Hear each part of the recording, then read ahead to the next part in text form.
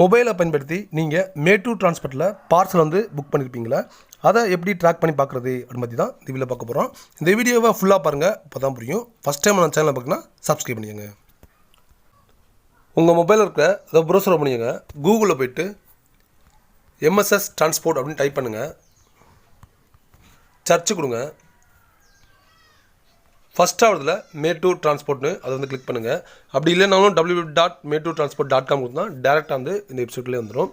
இந்த website open பண்ணி பார்த்தீங்கன்னா உங்களுக்கு ஹோம் பேஜ் வந்து உங்களுக்கு இப்படி தான் இருக்கும். இதில் 3 ஆப்ஷனில் கொடுத்துருக்கோம். பிரான்ச்சஸ் அதை கிளிக் பண்ணி எங்கெங்கே பிரான்ச்சஸ் இருக்கோ அதெல்லாமே நீங்கள் இது போய் பார்த்து track your parcel by enter your bill நம்பர்னு இருக்கும்.